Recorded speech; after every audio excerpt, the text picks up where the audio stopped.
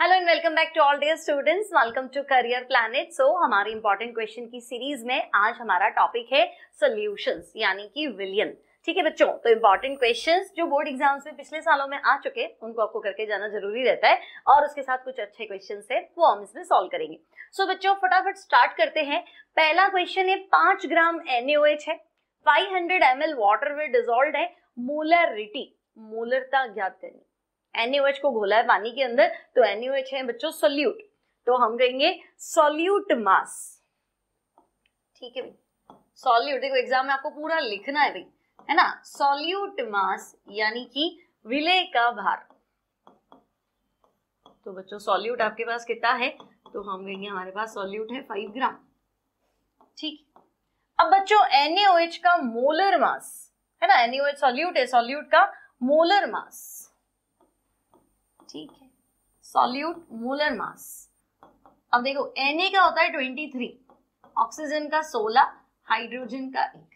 Exam में दे देगा but नहीं भैया, तो ये थोड़ी बेसिक चीजें पता होना चाहिए। Na का मोलर मास 23, ऑक्सीजन 16 और 1 तो ये हो गया 40, है ना, सोल्यूट मोलर मास। ठीक, और अगर मैं कहूं वॉल्यूम तो बच्चों वॉल्यूम यानी आयतन तुम्हें दे रखा है 500 ml। ठीक, अब मोलरिटी का फॉर्मूला होता है मास ऑफ सोल्यूट।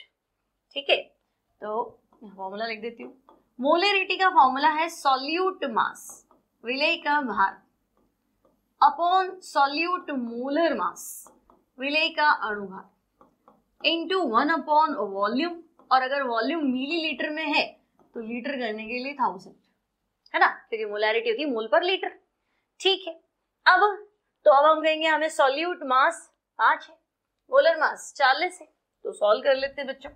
ठीक है, यहां सॉल्व कर लेते हैं तो मोलरिटी निकालो। देखो सोल्यूट मास 5, मोलर मास 40 इनटू 1000 अपॉन 500। ठीक है, तो ये तो हो गया 2 और ये हो गया 5 8 जा 40, यानी ये आ गया तुम्हारे पास कितना 1/4। 0.25 m लिख देना या मोल पर लीटर लिख देना, जो भी लगे वो लिख सकते हो। नेक्स्ट है बच्चों डिफाइन ऑस्मोटिक प्रेशर, परासरण दाब को परिभाषित कीजिए। ऐसा भी आ सकता था ऑस्मोसिस की एग्जांपल्स दीजिए, तो आपको बताना है जब सूखी किशमिश है, रेजिन है, ड्राई ग्राम्स चने हैं, है ना, मटर है, ड्राई पीज है, इनको जब हम पानी में डालते हैं देन दे स्वेल अप, ये फूल जाते हैं, ये प्रोसेस ही ऑस्मोसिस है। ठीक है, अब बच्चों या तो आप लिखो विलायक सॉल्वेंट का सॉल्यूशन की तरफ चलना थ्रू SPM। अगर तुमने सेमी परमिएबल मेम्ब्रेन नहीं लिखा तो नंबर नहीं मिलेंगे, ध्यान रखना, बहुत इंपॉर्टेंट है। ठीक है, तो विलायक का अर्ध पारगम्य झिल्ली से विलयन की ओर चलना, movement of solution solvent through SPM toward solution is called osmosis. या अगर मैं कहूं कि ना एक तरफ मैंने सिंपल वाटर लिया है और थोड़ा सा ग्लूकोज डाला है और दूसरी तरफ बिल्कुल मैंने शुगर सिरप लिया है, चाशनी ले ली, तो ऑब्वियसली पानी तो शुगर सिरप में जाएगा, है ना। तो यहाँ कंसेंट्रेशन कम थी और शुगर सिरप में कंसेंट्रेशन क्या थी, ज्यादा थी। ठीक है, तो आप ऐसा भी लिख सकते हैं movement of solution, movement of solution from its low concentration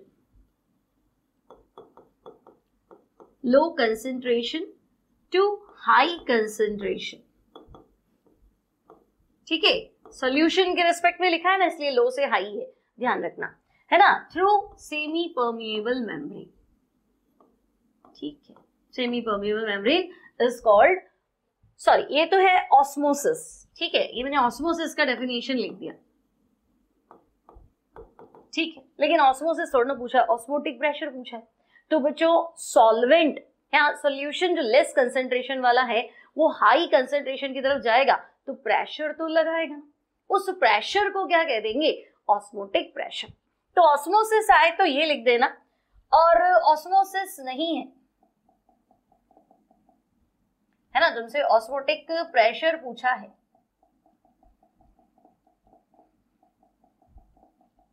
ठीक है, ऑस्मोटिक प्रेशर पूछा है बच्चों, तो आप लिखेंगे प्रेशर एक्सर्टेड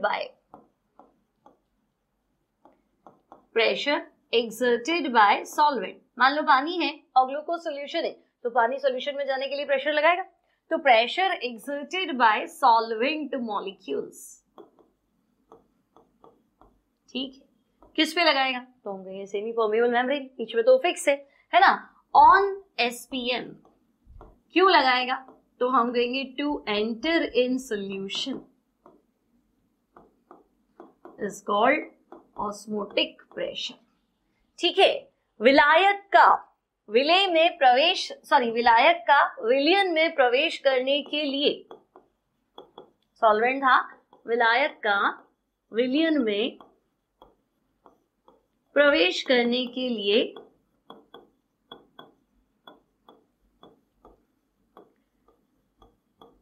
अर्धपारगम्य झिल्ली, ठीक है, सेमी परमिएबल मेम्ब्रेन, एसपीएम मत लिखना, एग्जाम में पूरा लिखना, अर्धपारगम्य झिल्ली पर लगाया गया दाब। ठीक है, उसे हम बोल देंगे परासरण दाब। नेक्स्ट है बच्चों, write the formula to calculate molality of solution. अब ध्यान रखना, मोलैलिटी है, मोलैरिटी नहीं है। तो मोलैलिटी होता है 1 किलो में कितने मोल्स है, तो बस या तो आप लिख दो moles of solute, moles of solute, ठीक है, सॉल्यूट की मोल्स है ना, विलय की मोल, अपॉन आप लिख दो मास ऑफ सॉल्वेंट। ये ध्यान रखना भाई, यहाँ सॉल्वेंट आएगा, बाकी सारे फॉर्मूलों में सॉल्यूशन आता है, क्योंकि यहाँ पे वेट है ना बच्चों, molality weight by weight unit है। ठीक है, विलय के मोल अपॉन विलायक का भार। ठीक है, या फिर आपको दूसरा फॉर्मूला लिखना है तो आप लिखेंगे सेम वही, मोलैरिटी का था ना, same formula, solute molar mass की वॉल्यूम की जगह क्या लिख देना, मास ऑफ सॉल्वेंट। ठीक है, तो सॉल्यूट मोल यानी कि विलय के mole upon solute molar mass, ठीक है, into 1000 upon mass of solvent. ठीक है, और बच्चों मास ऑफ सॉल्वेंट ग्राम्स में लेना, क्योंकि ऊपर मैंने 1000 पहले ही लिख दिया है, इसलिए मोलैरिटी आ जाए तो वॉल्यूम है ही सही। नेक्स्ट है बच्चों, what is reverse osmosis, right it's one use. अब देखो रिवर्स ऑस्मोसिस क्या होता है, तो इसको अगर अच्छे मार्क्स का हो, 1 नंबर का है तब तो जरूरत नहीं है, लेकिन 1 नंबर से ज्यादा हो तो थोड़ा सा डायग्राम बना के एक्सप्लेन करने की कोशिश करना। ठीक है, अब बच्चों हमने क्या किया, यहाँ तुम्हें पता है ऑस्मोसिस आते ही सेमी परमिएबल मेम्ब्रेन लेना तो जरूरी है, सेमी परमिएबल मेम्ब्रेन लगा दी।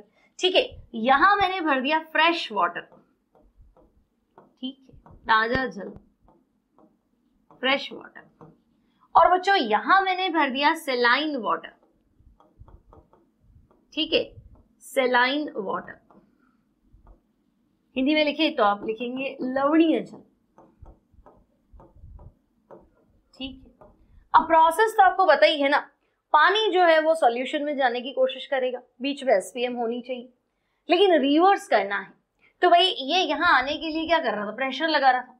तो बच्चों अगर मैं सॉल्यूशन वाली साइड बाहरी दाब, external pressure more than osmotic pressure apply कर दूं, तो यहां से चलेगा पानी, एसपीएम सेमी परमिएबल मेम्ब्रेन से सॉल्वेंट को एंट्री देती है, तो यहां से पानी जो है वो फ्रेश वाटर की तरफ चलेगा, है ना। तो इसे हम आरओ कहते हैं, जो घर में लगा होता है हमारे, ठीक है ना, पानी वाटर प्यूरिफायर होता है ना, हम कहते हैं आरओ है कि नहीं है, रिवर्स ऑस्मोसिस वाला प्रोसेस कर रहा है कि नहीं कर रहा है, आरओ। ठीक है, तो आपको लिखना क्या है, तो पहले हिंदी में बोल रही हूं, यदि विलयन पर परासरण दाब से अधिक दाब लगाया जाए तो परासरण की क्रिया विपरीत हो जाती है, इसे व्युत्क्रम परासरण या प्रतिलोम परासरण कहते हैं।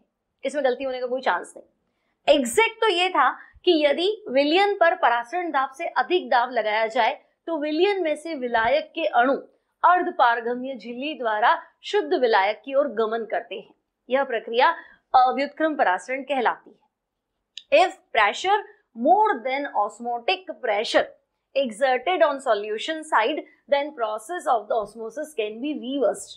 ठीक है, तो आप ये लिख देंगे तब भी चल जाएगा, if pressure more than osmotic pressure, more than osmotic pressure OP is applied towards solution, या applied on solution,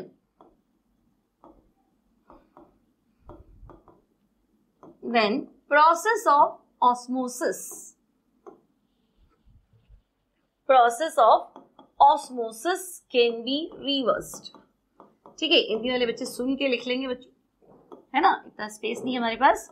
तो हम कहेंगे यदि विलयन पर परासरण दाब से अधिक दाब लगाया जाए तो परासरण की प्रक्रिया विपरीत हो जाती है।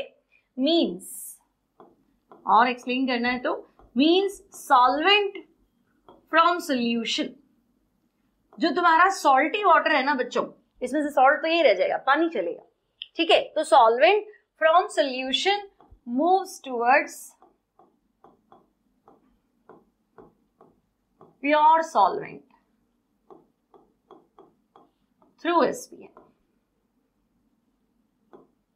ठीक है ना, विलयन में से शुद्ध विलायक या विलयन में से विलायक एसपीएम अर्धपारगम्य झिल्ली द्वारा शुद्ध विलायक की ओर गमन करता है। अब बच्चों इसका एक यूज तो देखो, खारे पानी को मीठे पानी में बदल दिया ना। तो अगर मैं तुमसे कहूं कि भाई मुझे रिवर्स ऑस्मोसिस का एक यूज बता दो, तो बच्चों इसका सबसे अच्छा यूज है डीसैलिनेशन ऑफ वाटर। ठीक है, कोई पूछे तो हम कहेंगे डीसैलिनेशन ऑफ वाटर। अब ये क्या होता है डीसैलिनेशन ऑफ वाटर? तो बच्चों desalination of salty water, not water. ठीक है, पानी साफ है तो कोई मतलब ही नहीं, सॉल्टी वाटर है बच्चों, तो उसमें से सॉल्ट क्या कर सकते हैं, तो हम कहेंगे सॉल्ट अलग निकाल देंगे। ठीक है, तो डीसैलिनेशन ऑफ सॉल्टी वाटर यानी कि इसका यूज आपको लिखना है लवणीय जल, सॉल्टी वाटर लवणीय जल के विलवणीकरण हेतु।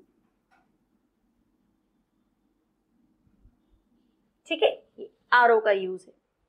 नेक्स्ट है बच्चों आपको वेंट ऑफ फैक्टर के इंक्रीजिंग ऑर्डर में अरेंज करना। अब वेंट ऑफ फैक्टर क्या, तो हम कहेंगे ऑब्जर्व्ड मोल अपॉन थियोरेटिकल मोल, है ना। ऑब्जर्व्ड मतलब तो हम कहेंगे कितने में टूटा है या जुड़ गया है, टाइमर बन गया तो जुड़ गया। ठीक है, प्रेक्षित मोल, है ना। अभी मैंने तो 1 मोल घोला लेकिन वो जाके टूट गया, है ना, तो 1 के 2 हो गए तो 2 मोल हो जाएंगे। 4 में टूटा, 4 टुकड़े हो गए तो 4 मोल हो जाएंगे। ऐसे तो हम चेक कर लेते। तो देखो बच्चों ये कैल्शियम क्लोराइड है, तो ये कैल्शियम +2 और Cl-, लेकिन इसके तो क्लोराइड आयन 2 होंगे। तो बच्चों आपने भले 1 मोल घोला है या 0.1 मोल घोला है, लेकिन ऑब्जर्व्ड मोल तुम्हें तो 3 दिखेंगे ना, तो हम कहेंगे इसका वेंट ऑफ फैक्टर तो 3 है। अब KCl किसमें टूटेगा, तो K+ और Cl-, 2 आयंस में 2 टुकड़े हैं, तो बच्चों इसका वेंट ऑफ फैक्टर 2 होगा। एल्यूमिनियम सल्फेट, तो देखो 2 तो एल्यूमिनियम आयन है और 3 सल्फेट आयन है, तो 3 2 हो गए 5, तो टोटल आयन इसके 5 है, तो इसका वेंट ऑफ फैक्टर तो 5 होगा भाई। और शुगर, तो शुगर तो कोई आयोनाइज्ड होता नहीं है, ना ही कुछ कंपाउंड बना रहा है, डाइमर ट्राइमर कुछ नहीं बना रहा, तो हम कहेंगे इसका जितना घोला उतना ही रहेगा, ऑब्जर्व्ड और थियोरेटिकल सेम, तो वेंट ऑफ फैक्टर 1। अब आपको इंक्रीजिंग, ये थोड़ा ध्यान रखा करो ना, इंक्रीजिंग बढ़ता क्रम, तो सबसे ज्यादा वेंट ऑफ फैक्टर है एल्यूमिनियम सल्फेट का, तो बच्चों एल्यूमिनियम सल्फेट सबसे आगे रखो, तो हम कहेंगे एल्यूमिनियम सल्फेट जो है वो तो यहां आएगा हाईएस्ट वेंट ऑफ फैक्टर। फिर कैल्शियम क्लोराइड का 3 है, तो कैल्शियम क्लोराइड रखो। फिर KCl का वेंट ऑफ फैक्टर 2 है, तो KCl। और शुगर का तो कोई दिक्कत नहीं था, एक ही था, तो बच्चों ये शुगर C12H22O11। क्लियर, इंपॉर्टेंट है, बोर्ड एग्जाम में आ चुका है question. Next, define ideal and non ideal solution. तो बच्चों आइडियल सोल्यूशन तो ऐसा विलयन जो ताप और दाब की सभी सीमाओं पर राउल्स नियम का पालन करता है। ठीक है, solution which follows Raoult's law, solution which follows Raoult's law over the entire range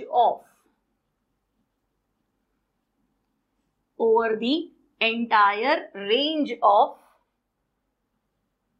मतलब टेम्परेचर कुछ भी हो बच्चों, प्रेशर कुछ भी हो, टेम्परेचर एंड प्रेशर। हिंदी में लिखोगे वे विलयन जो ताप और दाब की सभी सीमाओं पर राउल के नियम का पालन करते हैं, है ना, उसे हम कहते हैं आदर्श विलयन। ठीक है भाई, तो कुल मिला के आपको ये लिखना है राउल के नियम का पालन। ठीक है, अब बच्चों राउल्स लॉ को फॉलो करेगा, ठीक है, मतलब तो रॉल्स लॉ लिक्विड लिक्विड की बात चल रही है, सॉल्यूशन लिक्विड लिक्विड को घोल के बनाना है, यानी कि आप कहना चाह रहे हैं P total equals to P naught A X A plus P naught B X B. ऐसा सॉल्यूशन है तो आइडियल है, ठीक है। अब मान लो आइडियल नहीं, नॉन आइडियल भी तो पूछा है, तो नॉन आइडियल अनादर्श विलयन की बात करें तो सेम डेफिनेशन और फॉलो की जगह क्या लिखोगे, डजंट फॉलो, ठीक है। ऐसा सॉल्यूशन जो राउल के नियम का पालन नहीं करेगा वो अनादर्श सॉल्यूशन हो जाएगा, है ना, नॉन आइडियल सॉल्यूशन। यानी इनके लिए P total not equals to P naught A X A plus P naught B X B, इनके लिए तो ये सिस्टम। फिर बच्चों आइडियल सॉल्यूशन होगा ना, अगर 1 लीटर में 1 लीटर मिक्स करोगे तो आंसर 2 लीटर आएगा। तो आइडियल की कंडीशन है delta V mix equals to 0। लेकिन यहां तो क्या होगा, यहां तो इंटरेक्शन से मॉलिक्यूल पास आ जाएंगे या दूर चले जाएंगे। तो बच्चों यहां पे आपको लिखना है delta V mix not equals to 0। फिर आइडियल में ना तो कोई बॉन्ड बनना है ना कोई पुराना बॉन्ड टूटना है। तो बच्चों बॉन्ड बनता है तो हीट रिलीज होती है और टूटता है तो हीट अब्सॉर्ब होती है। आप तो कह रहे हो कुछ नहीं होगा, तो आइडियल के लिए delta H mix equals to 0 और नॉन आइडियल के लिए या तो बॉन्ड बनने हैं या टूटने हैं, तो delta H mix not equals to 0, ठीक है। फिर अगर मैं 2 लिक्विड मिलाती हूं ए और बी, तो A B interaction, A B आकर्षण, ए ए इंट्रैक्शन और बी बी इंट्रैक्शन के समान होंगे, सिमिलर होंगे। लेकिन अगर मैं नॉन आइडियल की बात करूंगी तो ए बी इंट्रैक्शन ए ए और बी बी इंट्रैक्शन के समान नहीं होंगे, ठीक है। ये लास्ट लाइन आपको लिखनी है। अब डिपेंड करता है मार्क्स कितने, उसके हिसाब से अगर 1-1 नंबर का ही पूछा है तो थोड़ा थोड़ा लिख के छोड़ सकते हो, है ना। एक डेफिनेशन लिख दो और डेल्टा वी और डेल्टा एच लिख दो, इट्स ओके, है ना। 2 नंबर का है तो फिर पूरा एक्सप्लेन। नेक्स्ट है बच्चों ऑस्मोसिस और डिफ्यूजन, ठीक है भाई। ऑस्मोसिस और डिफ्यूजन को एक्सप्लेन करना है। तो ऑस्मोसिस, डिफ्यूजन एंड ऑस्मोसिस, तो मैं डिफ्यूजन यहां लिखती हूँ, ठीक है। तो बच्चों अगर हमने अगरबत्ती जलाई तो थोड़ी देर में उसकी खुशबू जो है वो पूरे रूम में इक्वली क्या हो जाएगी, फैल जाएगी। तो सब्सटेंस का हाई कंसेंट्रेशन से लो कंसेंट्रेशन की तरफ मूव करना, दैट इज डिफ्यूजन, है ना। गैस में होता है, सॉलिड में होगा, अगर पानी में KMnO4 की 2 बूंदें डाल दूं या सॉलिड स्टेट में डाल दूं तो अपने आप मिक्स हो जाएगा, ठीक है। लेकिन ऑस्मोसिस जो है बच्चों वो खाली लिक्विड में ही होता है, ठीक है। ऑस्मोसिस यानी आप लिखेंगे परासरण, है ना। एक और क्वेश्चन, ये 2008 का है, सेम क्वेश्चन एक बार और पूछा हुआ है बच्चों, तो वो डिफरेंस के बेसिस पे पूछा हुआ है। तो आप क्या करेंगे, बच्चों डिफरेंस करके लिखेंगे इसको, ठीक है। तो मुझे बताओ सेमी परमिएबल मेम्ब्रेन किस में चाहिए, तो मैं कहूंगी ऑस्मोसिस में चाहिए, यहां तो कोई नहीं चाहिए, है ना। तो यहां मैं लिख दूं SPM रिक्वायर्ड, ठीक है। SPM मतलब समझ गए ना, अर्ध पारगम्य झिल्ली। अगर आप ऑस्मोसिस पढ़ रहे तो बच्चों सेमी परमिएबल मेम्ब्रेन तो होनी ही चाहिए, ठीक। यहां क्या लिखेंगे, तो हम कहेंगे नहीं, यहां हमें SPM की तो कोई रिक्वायरमेंट नहीं, SPM नॉट रिक्वायर्ड, अर्ध पारगम्य झिल्ली की आवश्यकता नहीं है, ठीक है। अब बच्चों ऑस्मोसिस में सिर्फ सॉल्वेंट चलता है, मैंने पानी रख दिया और शुगर सिरप रख दिया तो वाटर ही चलेगा और वाटर सॉल्यूशन की तरफ चलेगा एक डायरेक्शन। लेकिन अगर मैंने KMnO4 डाल दिया पानी में, सॉलिड डाल दिया, तो सॉलिड के पार्टिकल्स भी चलेंगे और सॉल्वेंट भी चलेंगे। तो आपको इसमें बताना है both solute and solvent move, है ना, both solute and solvent move, ठीक है। यानी कि विलेय और विलायक दोनों गति करते हैं एक दूसरे की तरफ मिक्स होने के लिए, ठीक है। विलेय व विलायक दोनों एक दूसरे में मिक्स होने के लिए मूव करते हैं, गति करते हैं। और अगर मैं ऑस्मोसिस की बात करूं तो बच्चों सिर्फ सॉल्वेंट चलेगा, सेमी परमेबल मेम्ब्रेन सॉल्वेंट को ही आने देगी, तो ओनली सॉल्वेंट मॉलिक्यूल्स मूव। ठीक है, केवल विलायक अणु ही गति करते हैं। क्या सिर्फ सॉल्वेंट चले, विलायक अणु ही गति करते हैं। ठीक है, अभी मैंने बताया बच्चों डिफ्यूजन जो है वो गैस में भी होता है, लिक्विड में भी होता है, सॉलिड में भी होता है। यहां ऑस्मोसिस ओनली इन लिक्विड, तो परासरण क्रिया केवल द्रव में होती है, ओनली इन लिक्विड्स। ठीक है, केवल द्रव में, है ना। और यहां क्या लिखोगे, तो हम कहेंगे it can be happen in solids, liquids and gases. Diffusion जो है वो क्या होता है, वो सबका होता है। ठीक है, लेकिन प्रॉब्लम क्या है कि डिफ्यूजन थोड़ा स्लो प्रोसेस है ना, धीरे धीरे धीरे धीरे फैलती है। लेकिन ऑस्मोसिस क्या है, फास्ट है। किशमिश डाली और तुम देखो फूल जाएगी। तो भाई डिफ्यूजन में हम लिखेंगे ये स्लो प्रोसेस है, यानी कि धीमी प्रक्रिया। ठीक है, डिफ्यूजन इज स्लो प्रोसेस, और वहां हम लिखेंगे डिफ्यूजन आपका हो जाएगा, सॉरी उल्टा है।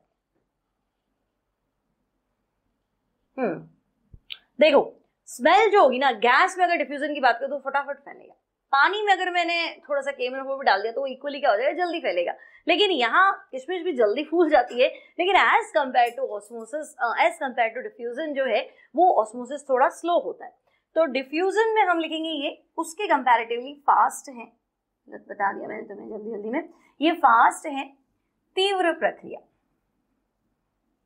ठीक है, और यहां लिखेंगे बच्चों आप ये स्लो प्रोसेस है। ठीक है, धीमी प्रक्रिया। क्लियर। पानी में हम मटर डाल देंगे, चने डाल देंगे, रेजिन डाल देंगे, फूल जाएगा, 5-7 मिनट में फूल जाएगा। लेकिन अगर है ना अगरबत्ती लगाई है तो इंस्टेंट क्या हो जाएगा, उसका फ्रेग्रेंस। या आप ऐसे सोचो ना, हम कॉकरोच किलर मारते हैं ना, हिट स्प्रे करते हैं, तो क्या होता है बहुत जल्दी है ना उसकी स्मेल पूरे रूम में क्या हो जाती, फैल जाती। ठीक है, तो वो डिफ्यूजन है तो वो थोड़ा तेज है, और ऑस्मोसिस जो है उसके कंपैरेटिवली ऑस्मोसिस बच्चों क्या है, तो हम कहेंगे स्लो है। ठीक, तो ये हो गया हमारा नेक्स्ट क्वेश्चन 2008 का। नेक्स्ट है बच्चों, right went of equation two calculate molar elevation constant. उन्नयन स्थिरांक इबुलियोस्कोपिक कांस्टेंट भी बोल सकता था, तो आपको सिर्फ इसका फॉर्मूला लिखना है। अब बच्चों केबी का फॉर्मूला हमने सीखा था, KB equals to M R TB square upon 1000 into delta H V. अब बच्चों से फॉर्मूले में नंबर नहीं देगा, वो सब लिखना है। एम जो है वो है मोलर मास ऑफ सॉल्वेंट। ठीक है, यानी कि विलायक का अणुभार। ओके, टीबी है बॉइलिंग पॉइंट, और केबी तो किसी सॉल्वेंट का होता है और वो फिक्स्ड होता है ना। तो केबी टीबी क्या है, बॉइलिंग पॉइंट ऑफ सॉल्वेंट। ठीक है, सॉल्वेंट यानी विलायक का क्वथनांक। डेल्टा एच वी है बच्चों हीट ऑफ वेपोराइजेशन, क्योंकि बॉइल करोगे तो वेपर में कन्वर्ट होगा ना, है ना। तो हीट ऑफ वेपोराइजेशन जो कि हर लिक्विड की अलग अलग होती है, इसलिए सबका केबी भी अलग अलग होता है। मान लो तुमसे पूछ ले अलग अलग लिक्विड के लिए केबी की वैल्यू, तो हम कहेंगे अलग अलग होगी, सेम नहीं होगी। पानी के लिए अलग होगा, बेंजीन के लिए अलग होगा। ठीक है, तो हीट ऑफ वेपोराइजेशन को आपको लिखना है वाष्पन की ऊष्मा। वाष्पन की ऊष्मा। नेक्स्ट है बच्चों, एन मोल तो है सॉल्यूट और कैपिटल एन मोल है सॉल्वेंट। इन दोनों से बने हुए एक सॉल्यूशन में आपको क्या करना है, मोल फ्रैक्शन ऑफ सॉल्वेंट लिखना है। Okay, mole fraction of solvent है बच्चों। ठीक है, विलियन में मोल फ्रैक्शन ऑफ सॉल्वेंट। तो देखो मोल फ्रैक्शन आपको समझ में आता है, एक्स सॉल्वेंट। ठीक है, विलायक के मोल भिन्न, तो बच्चों सॉल्वेंट के मोल फ्रैक्शन तो मोल भिन्न क्या होता है, एक के मोल अपॉन सबके मोल। तो फिलहाल इसने सॉल्वेंट के मोल फ्रैक्शन पूछे हैं, तो सॉल्वेंट के मोल तो आपको दिए ना कैपिटल एन, और टोटल मोल क्या हो जाएगा, तो हम देंगे small N plus capital N. Solute के पूछ लेता तो उल्टा लिख देते, विलय के मोल भिन्न, तो इसके खुद के मोल तो स्मॉल एन और टोटल मोल है बच्चों एन प्लस एन, और दोनों को ऐड करोगे तो फ्रैक्शन हमेशा एक होता है। नेक्स्ट है बच्चों, give an example of solution whose total volume is sum of volumes of solute and solvent. एक ऐसे सॉल्यूशन का उदाहरण देना है जिसका कुल आयतन विलय और विलायक के आयतन के योग के बराबर। यहाँ थोड़ा बच्चा है ना उलझ जाता है, ये क्या पूछा है। देखो एक लिक्विड ए है, एक लिक्विड बी है ना। अगर मैं ये 1 लीटर ले रही हूँ और ये 1 लीटर ले रही हूँ तो दोनों मिलके 2 लीटर हो जाते हैं। और ये कह रहा है ऐसा ही लिखना है कि अगर मैंने सॉल्यूट और सॉल्वेंट को मिलाया तो टोटल वॉल्यूम जो है वो उन दोनों के सम योग के बराबर हो। तो भाई 1 लीटर में 1 लीटर मिलाऊंगी 2 लीटर बनेगा, तो ऐसा तो तभी था जब आइडियल सॉल्यूशन हो, क्योंकि आइडियल सॉल्यूशन में डेल्टा वी मिक्स 0 होता है। तो फिलहाल ये जो कह रहा है इसका आंसर है कि ऐसा सॉल्यूशन तो आइडियल सॉल्यूशन ही हो सकता है। ठीक है, तो यहां आपका उत्तर है आदर्श विलयन, लेकिन इसे नाम थोड़ा ना पूछा है, इसने तो उदाहरण पूछा है। तो बच्चों आइडियल सॉल्यूशन जो एक जैसे कंपाउंड्स को मिलाने से होते, तो तुम कह सकते थे बेंजीन प्लस टोलुइन। अगर मैं बेंजीन में टोलुइन मिलाऊं तो एक ही ना, एरोमेटिक में एरोमेटिक मिलाऊं तो आइडियल होगा।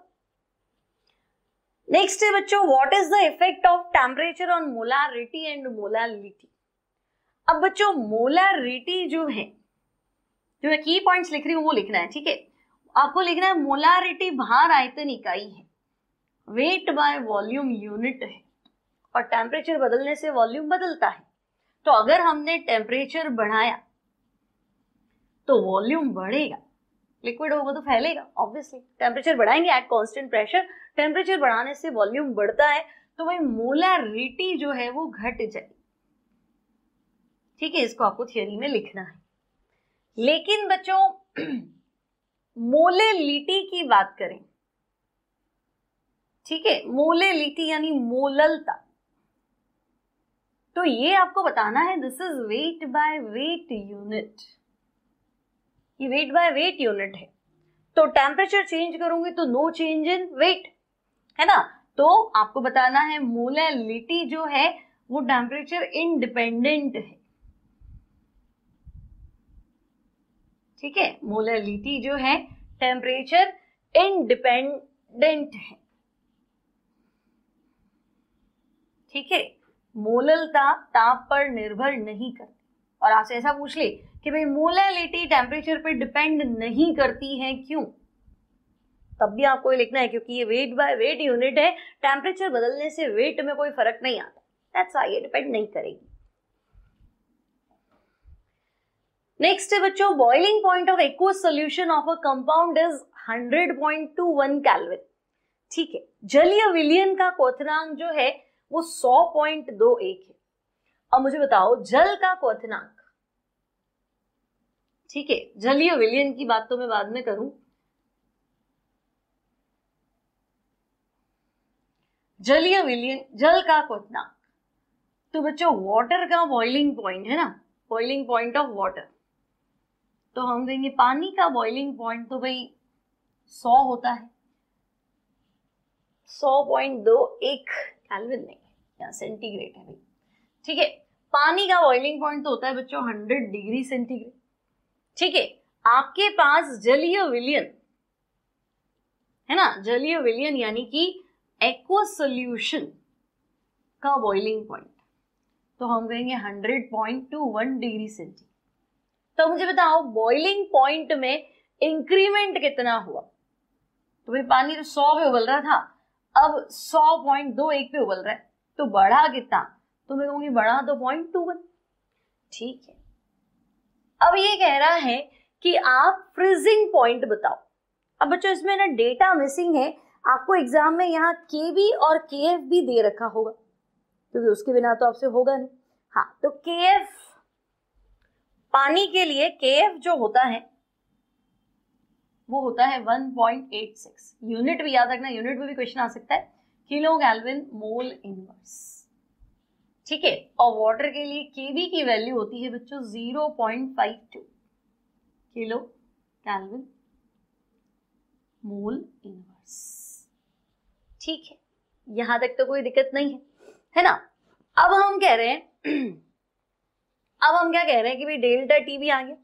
अब देखो delta T F upon delta TV, formula याद करो। डेल्टा टी एफ का फॉर्मूला था 1000 into K F into small W upon capital W small M, और डेल्टा टीवी का फॉर्मूला क्या था 1000 into K B into small W upon capital W small M. दोनों फॉर्मूले सेम थे। के बी डेल्टा टीवी होता है तो के बी आता है, और डेल्टा टी एफ होता है तो के एफ आता है, तो सारी वैल्यूज तो कट जाएगी, सिर्फ मुझे यहाँ पे मिलेगा के एफ अपॉन के। और मैंने डेल्टा टी एफ ऊपर इसलिए रखा है क्योंकि मुझे यही फाइंड करना है ना, पहले मैं फ्रीजिंग पॉइंट डिप्रेशन फाइंड कर लूं फिर। अब देखो तो डेल्टा टी एफ तो अपन को फाइंड करना है ना, ठीक है, तो के एफ कितना है बच्चों, तो हम कहेंगे 1.86, के बी कितना है तो 0.52, और बॉइलिंग पॉइंट एलिवेशन कितना है तो हम कहेंगे 0.21। तो यहां से तुम फाइंड करोगे freezing point depression 1.86 upon 0.52 into 0.21। तो बच्चों ये तुम्हारा आना चाहिए 0.77 के आसपास, है ना। अब यहां आंसर खत्म नहीं करोगे, यहां खत्म करोगे तो गड़बड़ हो जाएगी। ये तो है फ्रीजिंग पॉइंट डिप्रेशन, ये कह रहा है कि नहीं फ्रीजिंग पॉइंट निकालो। तुमने तो फ्रीजिंग पॉइंट में कमी निकाल, तो पानी का फ्रीजिंग पॉइंट कितना होता है, तो हम कहेंगे 0, है ना। आपको पूछा है विलियन का हिमांक, ठीक है, freezing point of solution T solution या टीएफ ऑफ सोल्यूशन,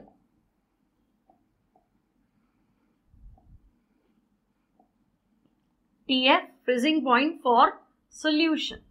तो आपने पढ़ा ना हिमांक अवनमन, फ्रीजिंग पॉइंट डिप्रेस हो जाता है, पानी का 0 तो होता ही है, कुछ मिलाओगे तो 0 से कम हो जाएगा, तो तुम लिखोगे 0 माइनस कितना कम होगा, तो हम कहेंगे 0.77।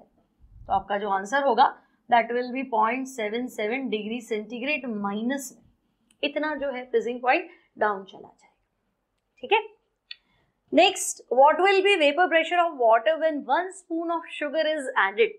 अगर मैं पानी में 1 चम्मच शक्कर मिला दूं, तो शुगर क्या है, नॉन वोलेटाइल सॉल्यूट है, नॉन वोलेटाइल नॉन इलेक्ट्रोलाइट, है ना। शुगर की खुद की तो कोई वेपर बनेगी नहीं, अवाष्पशील और विद्युत अनअपघट्य।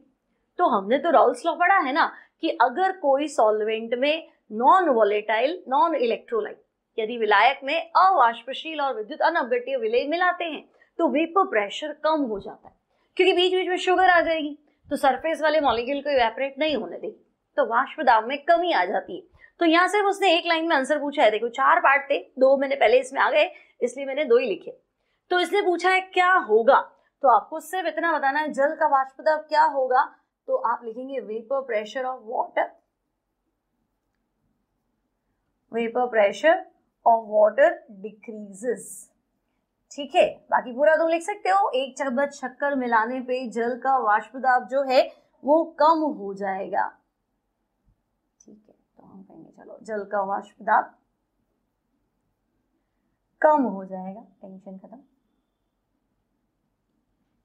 ओके, सेकंड बच्चों, which colligative property is useful to determine molar mass of macromolecule. Macromolecule यानी हिंदी में नहीं है, वृद्ध अणु का अणु भार निकालने के लिए कौन सा अणु संख्यक गुणधर्म सबसे ज्यादा उपयुक्त होता है। ये भी अच्छा क्वेश्चन है, सीबीएसई में भी आ चुका है बहुत बार। तो बच्चों इसका आंसर आपको लिखना है ऑस्मोटिक प्रेशर।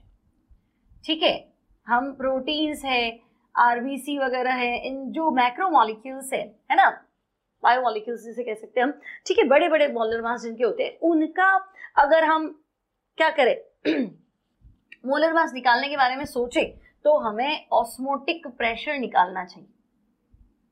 अणु संख्यक गुणधर्म 4 होते हैं, 4 कॉलिगेटिव प्रॉपर्टी होती है, सबसे इंपॉर्टेंट है ऑस्मोटिक प्रेशर, इससे हम मोलर मास निकाल सकते हैं मैक्रोमोलिक्यूल्स का। हिंदी में इसका आंसर लिखेंगे परासरण दाब। ठीक है, सेकेंड वाले क्वेश्चन का आंसर रहेगा परासरण दाब। नेक्स्ट 2006 का क्वेश्चन है बच्चों, theoretical and observed molar mass of lithium chloride are 42.5 and 25, calculate van't of factor and degree of dissociation.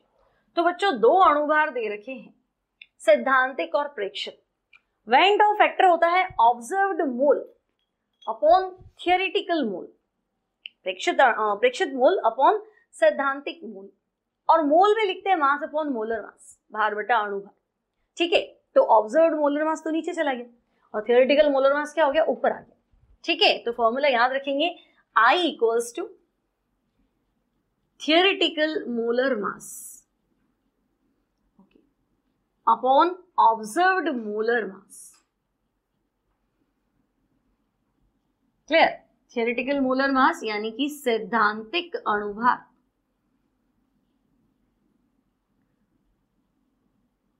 Upon, तो हम देंगे प्रेक्षित अणुभार।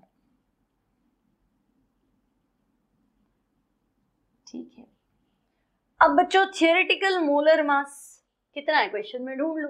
तो थियोरेटिकल तो आ रहा है 42.5, ओके, और ऑब्जर्व्ड कितना है, तो बच्चों आपके पास है 25, तो डबल तो नहीं है, डबल से कम है, तो इसको सॉल्व करोगे तो ये आएगा 1.7। ठीक है, तो वेन डाउ फैक्टर तो आ गया तुम्हारा 1.7।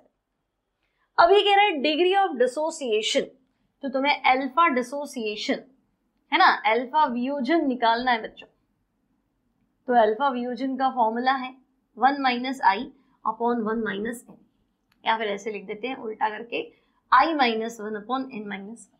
वो भी सही था, लेकिन ऊपर नीचे माइनस आएगा तो काटना पड़ेगा, तो थोड़ा तुम उलझ जाओगे। तो आई minus 1 upon N minus 1।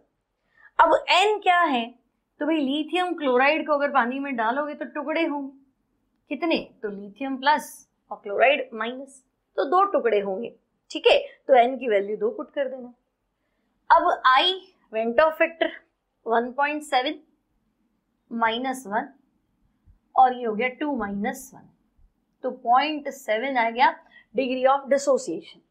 Percentage में निकालना है तो बच्चों 0.7 को 100 से मल्टीप्लाई कर लो, तो कितना वियोजन होगा, तो हम कहेंगे 70%। Degree of dissociation will be 70%। Next है why freezing point of aqueous solution of NaCl is lesser than water while boiling point of NaCl solution is more than water। मतलब अगर मैं पानी में नमक मिला दूं तो बॉइलिंग पॉइंट तो बढ़ जाएगा, 100 से ऊपर आएगा, लेकिन फ्रीजिंग पॉइंट 0 होता है ना, तो 0 से कम होगा। तो हम कहेंगे कि जब भी सॉल्वेंट में नॉन वॉलेटाइल और नॉन इलेक्ट्रोलाइट सॉल्यूट मिलाया जाता है, और नॉन वॉलेटाइल तो है NaCl, नॉन इलेक्ट्रोलाइट नहीं है, कोई बात नहीं। ठीक है, तो जब भी कोई विलायक में अवाष्पशील विलेय नॉन वॉलेटाइल सॉल्यूट मिलाते हैं तो उसका बॉइलिंग पॉइंट तो बढ़ जाता है और फ्रीजिंग पॉइंट क्या होता है, घट जाता है।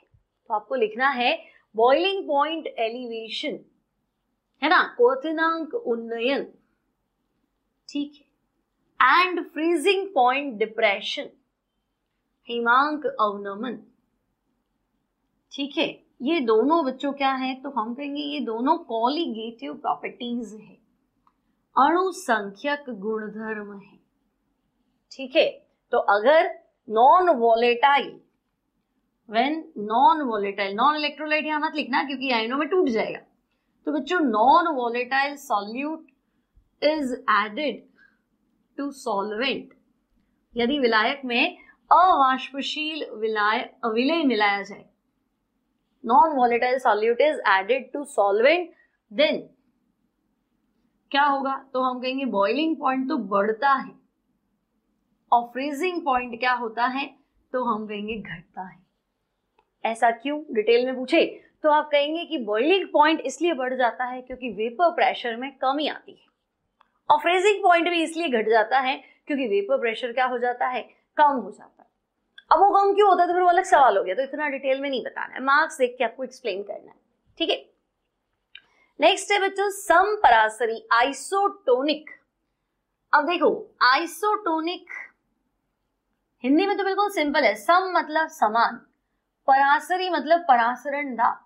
तो बच्चों ऐसे सॉल्यूशन जिनका ऑस्मोटिक प्रेशर क्या हो, सेम हो, दो solutions which have same osmotic pressure, वे विलयन जिनका परासरण दाब समान होता है, समपरासरी विलयन कहलाते। और बच्चों हाइपरटोनिक, तो हाइपरटोनिक कौन होगा, ठीक है, तो तुम कहोगे ऐसा सॉल्यूशन जिसका ऑस्मोटिक प्रेशर दूसरे से क्या हो, ज्यादा हो, तो पाई 1 वाला क्या होगा, हाइपरटोनिक होगा। ऐसा क्यों हुआ, तो तुम कहोगे C1 ग्रेटर देन C2, है ना, पहले इसको लिखना, when C1 greater than C2 then pi 1 greater than पाई 2। यदि किसी विलयन की सांद्रता दूसरे के कंपैरेटिवली ज्यादा हो तो उसका ऑस्मोटिक प्रेशर भी दूसरे से ज्यादा होगा। ऐसे सॉल्यूशन को हाइपरटोनिक बोलेंगे। और यहां पे भी तुम लिख सकते हो, यदि दो विलयनों की सांद्रताएं समान हो, if the concentration of two solutions is similar then their osmotic pressure will also be similar। Same concentration है, इधर भी शुगर सिरप है, इधर भी शुगर सिरप है, बताओ कौन चलेगा, तो तुम कहोगे क्या मजा आके लगाओ सेमी परमीबल मेम्ब्रेन, मत लगाओ, कोई नहीं चलना है, एक ही चीज है ना, तो ये ध्यान रखेंगे। नेक्स्ट है बच्चों, why solubility of gas decreases on increasing temperature. तो देखो की पॉइंट्स लिख रहे, आपको बताना है टेम्परेचर बढ़ाएंगे तो बच्चों गैस मॉलिक्यूल्स की काइनेटिक एनर्जी ताप बढ़ाने पे गैसीय अणुओं की गतिज ऊर्जा, ठीक है, तो बढ़ेगी। ऑब्वियसली काइनेटिक एनर्जी टेम्परेचर पर डिपेंड करती है ना, तो अगर हम क्या करेंगे, टेम्परेचर बढ़ाएंगे बच्चों तो काइनेटिक एनर्जी बढ़ जाएगी, ठीक है, ताप बढ़ाएंगे तो गतिज ऊर्जा बढ़ेगी। अब अगर गैस की काइनेटिक एनर्जी बढ़ गई तो गैस की नेचर स्केप करने की, विलयन से क्या हो जाएगी, बाहर निकल जाएगी, तो gas molecules escape from the solution.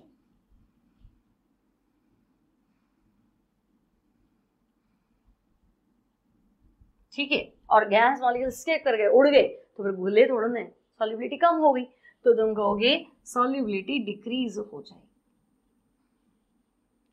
ठीक है, गैसीय अणु विलयन से बाहर निकल जाएंगे।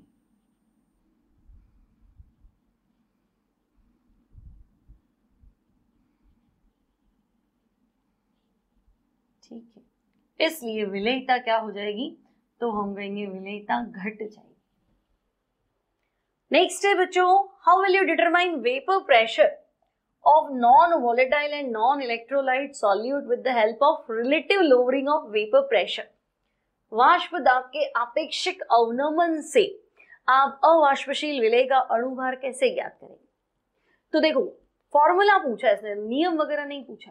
आपको इतना बताया कि जब भी अवाष्पशील विलेय नॉन वॉलेटाइल सॉल्यूट को अगर हम सॉल्वेंट में मिलाते हैं तो वेपर प्रेशर घट जाता है। ठीक है, और वेपर प्रेशर में जो कमी आती है उसे कहते हैं लोअरिंग ऑफ वेपर प्रेशर, वाष्प दाब का अवनमन। ठीक है, तो आप बताएंगे, सीधा सा लिखेंगे आप पहले, वी नो दैट, हम जानते हैं कि नॉन वॉलेटाइल सॉल्यूट किसी विलायक में अवाष्पशील विलेय मिलाने पर, non volatile solute add to solvent, ठीक है, किसी विलायक में अवाष्पशील विलेय मिलाने पर वेपर प्रेशर ऑफ सॉल्यूशन क्या हो जाता है, तो हम कहेंगे घट जाता है। अच्छा, यही सवाल आ जाए क्यों घट जाता है, तो आप बताएंगे सॉल्वेंट के बीच बीच में सॉलिड पार्टिकल्स आ जाते हैं, नॉन वॉलेटाइल पार्टिकल्स आ जाते हैं जो खुद वेपर नहीं बनाते हैं, इसलिए वेपर प्रेशर कम हो जाता है। ठीक है, अब आपको लिखना है let small w gram solvent, sorry small w gram solute, है ना, छोटा w विलेय को दर्शाता है। ठीक है, small w gram solute added to capital W gram solvent. ठीक है, स्मॉल w ग्राम विलेय की मात्रा को कैपिटल W ग्राम विलायक में मिलाया गया। ठीक है, अब तो बच्चों relative lowering of vapour pressure जो होगी P0 minus PS upon P0, वो मोल फ्रैक्शन ऑफ सॉल्यूट के बराबर होगी।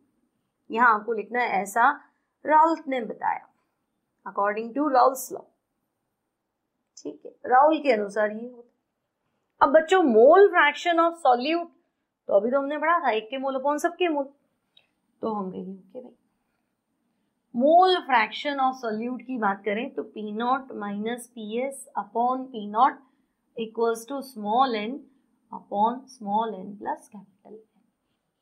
लेकिन राउल्स लॉ तो डाइल्यूट सॉल्यूशन पे काम करता है, तो फिर से लिखो, but Raoult's law is applicable on dilute solution.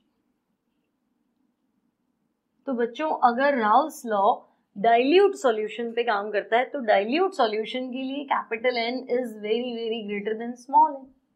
ठीक है, तो हटा दें इसको। तो बच्चों अब हो जाएगा P0 minus PS upon P0 equals to small n upon capital N।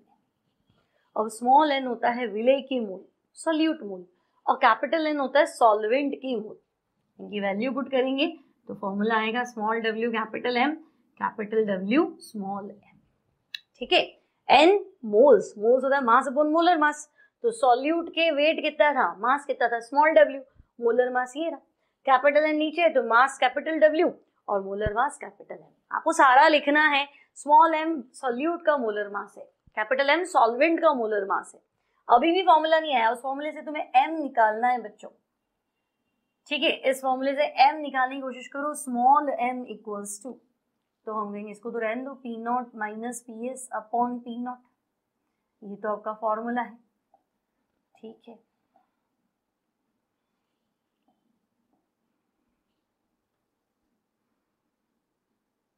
तो P0 minus PS upon P0, ये तो हमारा फॉर्मूला है।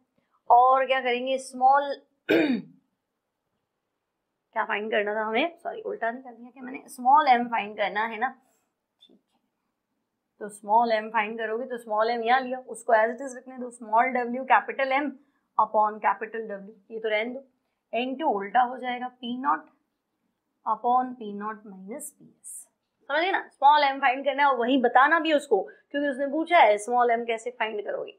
तो यहाँ तक लिखोगे तो वो सेटिस्फाई नहीं होगा, अच्छा ये क्या, ये तो सीधा फॉर्मूला लिख दिया, मैं तो पूछ रहा हूँ m निकालो, तो उसी से फॉर्मूला आपको m का निकालना है, थोड़ा ध्यान रखना, वहां पे छोड़ के मत आना। ठीक है, next, what is the effect of pressure on solubility of gas according to Henry's law. अब बच्चों हेनरी लॉ के अकॉर्डिंग गैस की सॉल्युबिलिटी पे प्रेशर का इफेक्ट, तो हमें पता है कि अगर हम क्या करें, गैस को लिक्विड में डिसॉल्व कर दें, क्या हाई प्रेशर पे मैंने गैस डाल दी लिक्विड के अंदर और ढक्कन बंद कर दिया, क्योंकि ढक्कन अगर खुला रखोगे तो गैस उड़ जाएगी, तो आपको लिखना है गैस यदि घुलनी होगी घुलेगी, अदरवाइज क्या हो जाएगी, बाहर आ जाएगी। ठीक है, अब बाहर आ जाएगी तो ऊपर तो जा नहीं सकती, ऊपर तो आपने प्रेशर लगा लिया, कंटेनर बंद है आपका। अब गैस जो है जितना प्रेशर लिक्विड में जाने पे लगाएगी उतनी ज्यादा डिसॉल्व होगी।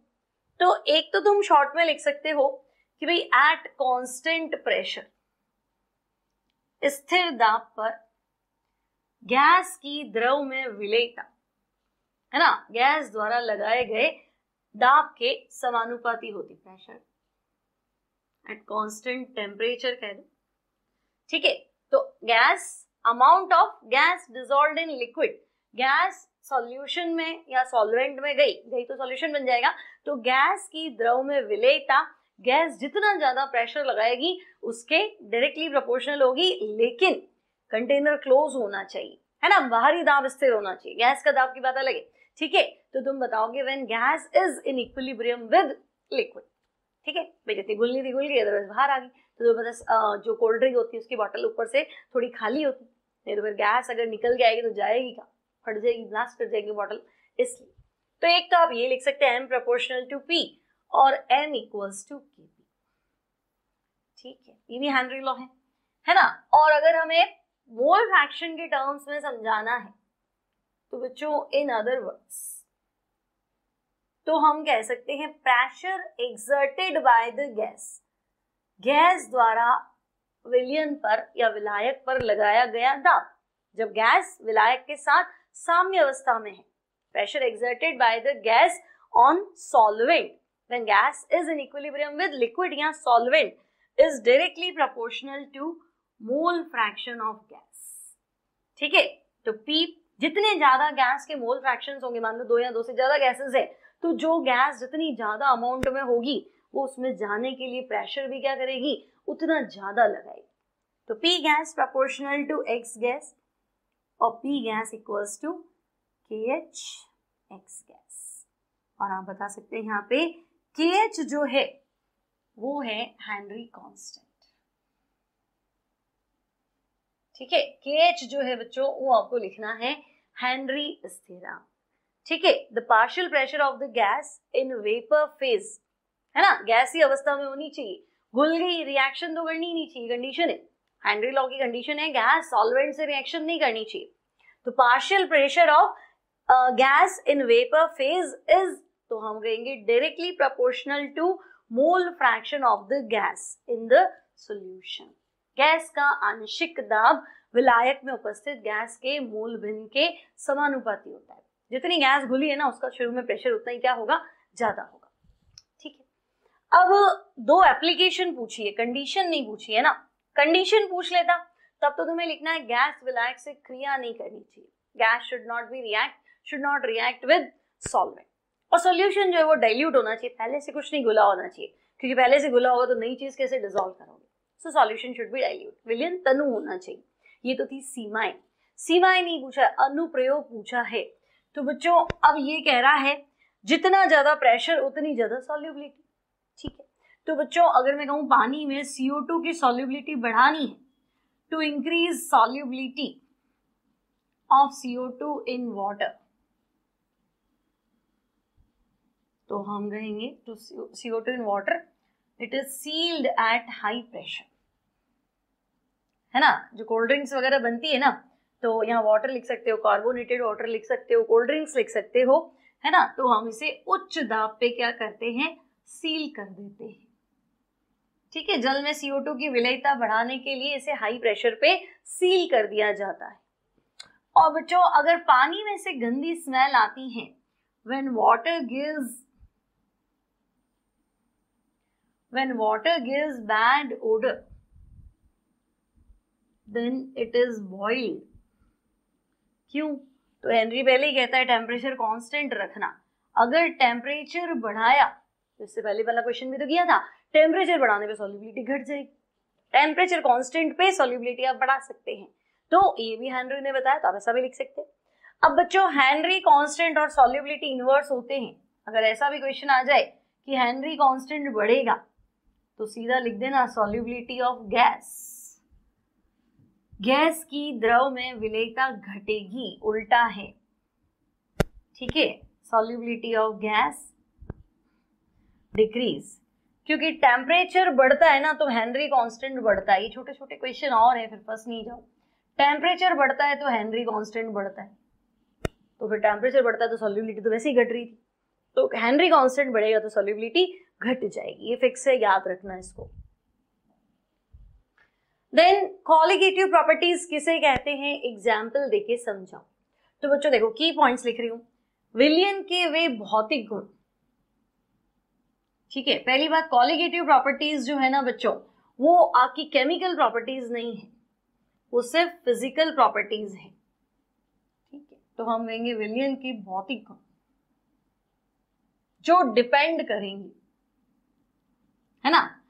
विलयन के वे भौतिक गुण जो उसमें मिलाए गए विलय कणों की संख्या, विलय के मोलों की संख्या, जो डिपेंड करते हैं नंबर ऑफ सॉल्यूट पार्टिकल्स या मोल्स ऑफ सॉल्यूट, उस पर डिपेंड करते हैं, कंपोजिशन पर डिपेंड नहीं करते, मोल्स ऑफ सॉल्यूट। ठीक है, विलय के मोलों की संख्या।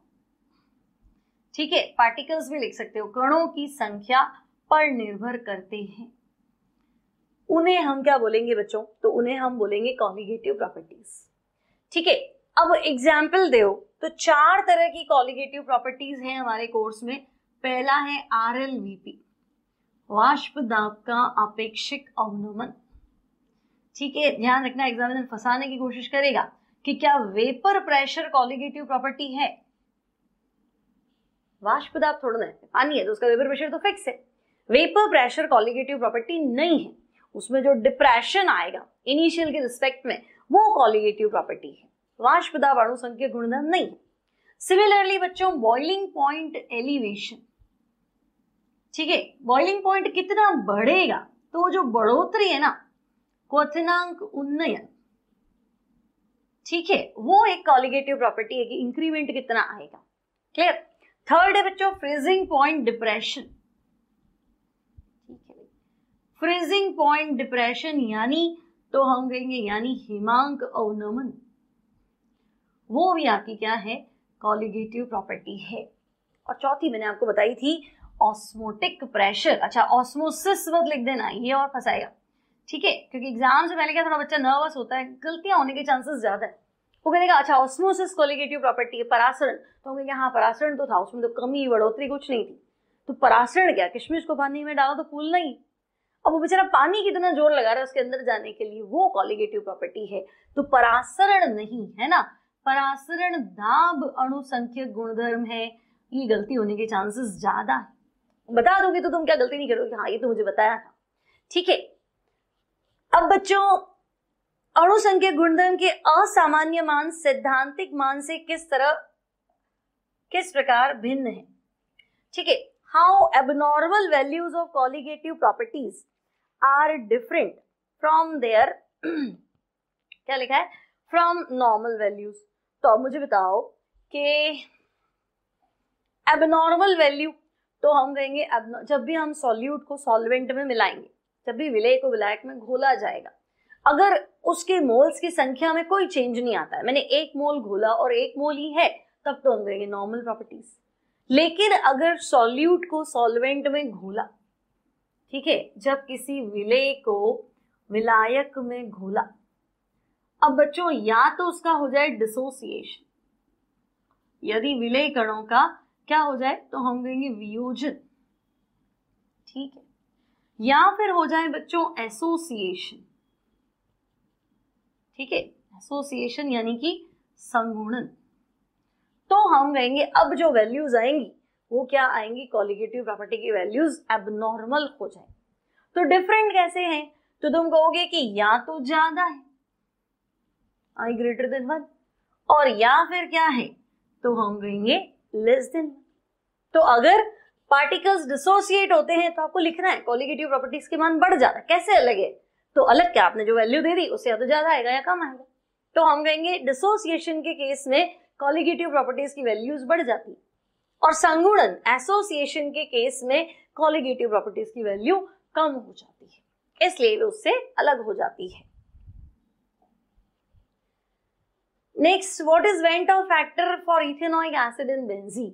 तो बच्चों आपको मैंने एक बार पहले भी बताया था किसी और चैप्टर में, अगर मैं एसिटिक एसिड है ना, इथेनॉइक एसिड मतलब एसिटिक एसिड को बेंजीन में मिक्स करती हूँ, ठीक है, तो ये ऐसा कुछ डाइमर बना लेता है, द्विलक, हाइड्रोजन बॉन्ड के चक्कर में क्या बना लेता है, तो हम कहेंगे भाई ये तो डाइमर बना रहा है, द्विलक। तो डाइमर मतलब 2 का 1 हो गया। तो बच्चों अगर 2 का 1 हो गया, यानी अगर मैंने 100 मोल घोला तो 2 जने जुड़ गए और 50 हो गए। तो वेंट ऑफ फैक्टर क्या था, ऑब्जर्व्ड अपॉन थियोरेटिकल। तो थियोरेटिकल तो अगर मैं 2 डालूंगी तो ऑब्जर्व तो 1 आएगा, है ना, तो 2 का 1 हो जाएगा, ठीक है, और 1 डालूंगी तो आधा आ जाएगा।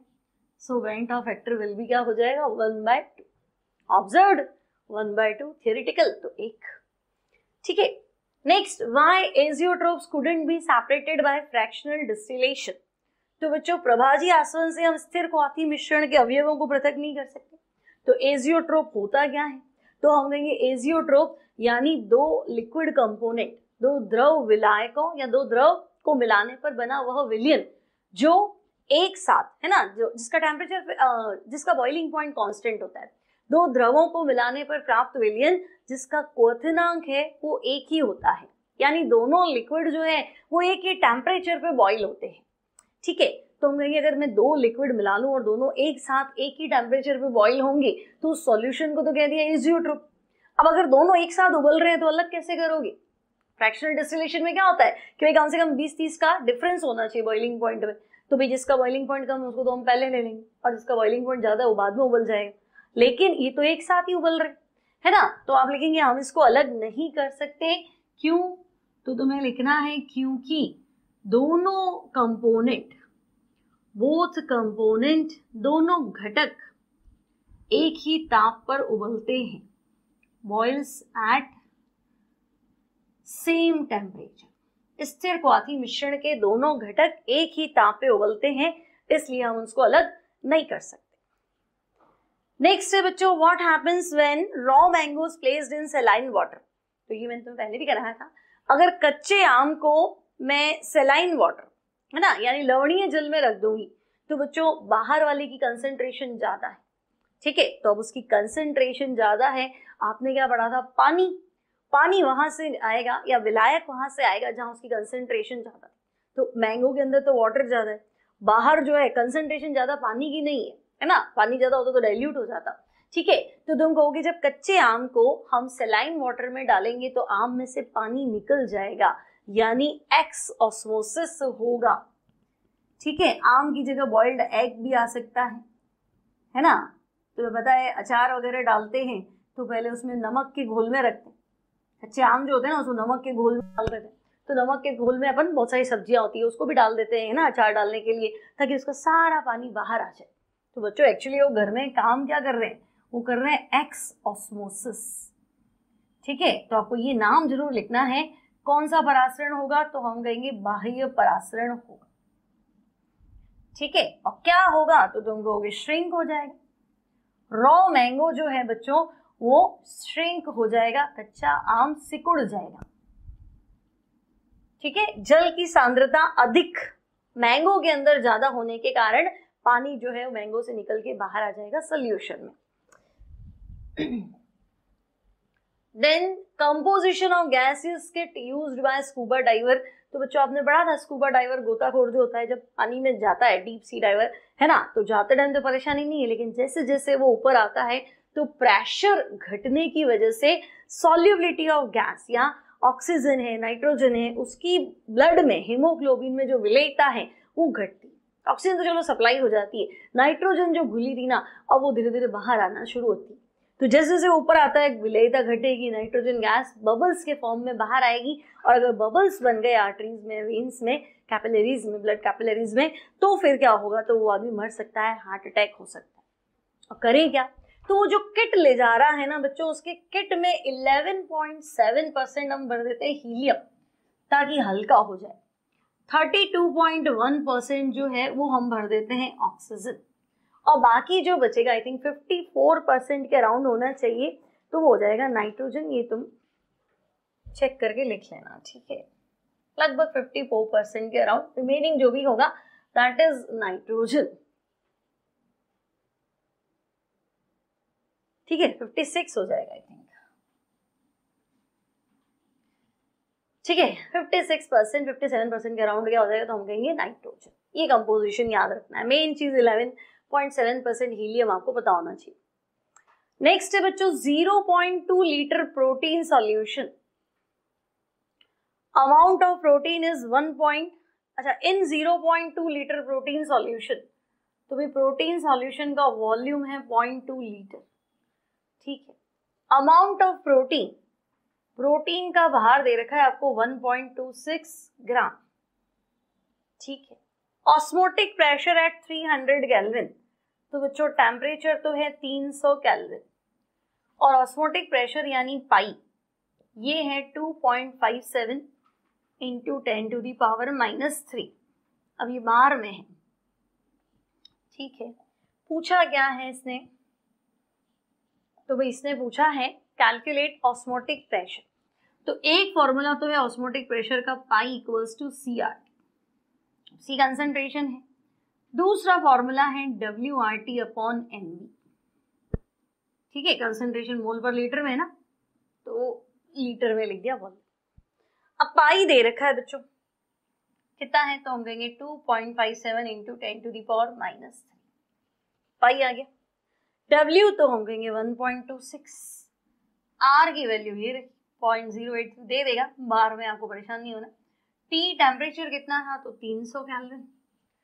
मोलर मास हमें फाइंड करना है और वॉल्यूम 0.2 लीटर, तो मोलर मास फाइंड करेंगे और वॉल्यूम है 0.2 लीटर, तो यहाँ से आपको M निकालना है अणु पर, आंसर आ जाएगा ग्राम पर मोल, ठीक है। सॉल्व आप करेंगे इसको अपने आप। तो ये हो गया हमारा क्वेश्चन ऑस्मोटिक प्रेशर पे। अब नेक्स्ट है बच्चों, 2 liquids A and B boils at 195 degree centigrade and 215 degree centigrade. जो द्रव है, पहला तो बोल रहा है 195 पे और दूसरा उबल रहा है 215 पे, तो 80 डिग्री सेंटीग्रेड पे वेपर प्रेशर किसका ज्यादा होगा? तो मुझे बताओ, अगर वेपर प्रेशर ज्यादा होगा तो जल्दी जल्दी वेपर बनाएगा, और जल्दी जल्दी वेपर बनाएगा तो फटाफट बॉईल हो जाएगा, टेंशन क्या है ना।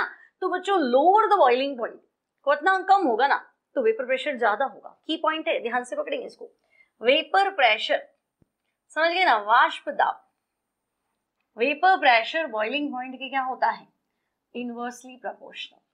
तो अब आप बताओ, पहला 195 पे बॉइल हो रहा है ना, तो ए का वेपर प्रेशर क्या होगा? ज्यादा होगा, हाई वेपर प्रेशर, क्योंकि वेपर प्रेशर ज्यादा है, फटाफट वेपर बनाएगा तो जल्दी बॉइल होगा, तो बॉइलिंग पॉइंट कम हो जाएगा। ठीक है, नेक्स्ट, राउल्स लॉ के लिए 2 सीमाएं लिखो। 2 कंडीशंस फॉर राउल्स लॉ। तो एक तो भी लिखवाई, डाइल्यूट पे काम करेगा, कंसंट्रेटेड पे तो करेगा नहीं। ठीक है, तो एक तो हम लिखेंगे applicable only on, Raoult's law काम किस पे करेगा बच्चों? तो applicable only on dilute solution. ठीक है, राउल का नियम केवल किस पे लागू होगा? तो बच्चों ये तनु विलयन पर ही लागू होगा। ठीक है, डाइल्यूट सॉल्यूशन पे ही अप्लाई होगा, तनु विलयन पे लागू होगा। सेकेंड, तो बच्चों नॉन इलेक्ट्रोलाइट नॉन वॉलेटाइल मिलाना है, अवाष्पशील। ठीक है, नॉन वॉलेटाइल चाहिए, नॉन इलेक्ट्रोलाइट होगा तो अप्लाई नहीं होगा। ठीक है, तो सॉल्यूट जो है, क्योंकि अब आपको पता है कि ना नॉन इलेक्ट्रोलाइट है तब तो कोई आयंस में नहीं टूटेगा, लेकिन इलेक्ट्रोलाइट है तो फिर आयंस में टूट जाएगा, आयंस में टूट जाएगा तो वैल्यूज एबनॉर्मल हो जाएगी, तो राउल्स लॉ के फॉर्मूले गलत बैठ जाएंगे इस पे। तो सॉल्यूट जो है वो क्या होना चाहिए?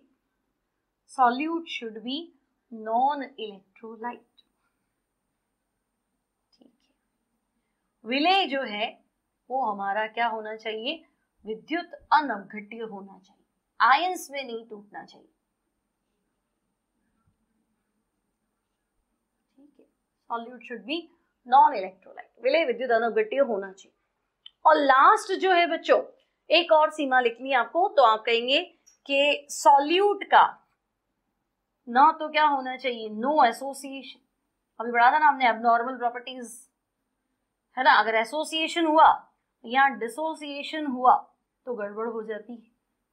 तो बच्चों सॉल्यूट का न तो एसोसिएशन होना चाहिए न ही डिसोसिएशन, यानी विलेय का न तो संगुणन होना चाहिए। ठीक है भाई, विलेय का न तो संगुणन होना चाहिए, ना ही वियोजन होना चाहिए। ठीक है, मतलब ग्लूकोज पे अप्लाई हो जाएगा, यूरिया पे काम करेगा, शुगर पे काम करेगा, लेकिन तो हम कहेंगे लेकिन नमक पे नहीं करेगा, कैल्शियम क्लोराइड पे नहीं करेगा। अब इसके अलावा एक क्वेश्चन और आ सकता था, Raoult's law for liquid solution. हालांकि मैंने आइडियल सॉल्यूशन में आपको बताया था, राउल क्या कहता है कि अगर मैं 2 लिक्विड को मिलाऊं तो एक लिक्विड की तरफ से लगाया गया वेपर प्रेशर, है ना, किसी द्रव का वाष्प दाब, उसके मोल भिन्न, मोल फ्रैक्शन के क्या होता है? समानुपात। मतलब ए और बी को मिलाऊं तो P A proportional to X A और P B proportional to X B, और P A equals to P naught A X A और P B equals to P naught B X B, और मिला लो तो P total equals to P naught A X A plus P naught B X B. ये भी थोड़ा सा करके जाना। ठीक है, और एक एंटीफ्रीज वाला शायद नहीं आया, एंटीफ्रीज सॉल्यूशन का एग्जांपल दो तो बच्चों एथिलीन ग्लाइकॉल, प्रोपिलीन ग्लाइकॉल, ये एंटीफ्रीज है, प्रतिहिमशीत मिश्रण है। ठीक है, तो ऐसा भी अगर आ जाए तो छोड़ना नहीं है ना। तो मैंने पूरा ट्राई किया है अच्छे अच्छे क्वेश्चंस आपको देने, और जो पिछले बोर्ड एग्जाम्स में आए तो आपको अब पेपर खंगालने की जरूरत नहीं है कि पहले क्या आया उसके पहले क्या आया, सारे मैंने ले लिए जो भी बोर्ड एग्जाम्स पे क्वेश्चन आए इस चैप्टर में से। ठीक है, तो आई होप अच्छे से तैयारी हो गई होगी, वीडियो अच्छा लगे, कुछ हेल्प हो रही हो तो लाइक भी कर दिया करो, है ना, अच्छी तैयारी हो तो कमेंट भी कर देना। मिलते हैं अगली क्लास में अगले इंपॉर्टेंट क्वेश्चन के साथ।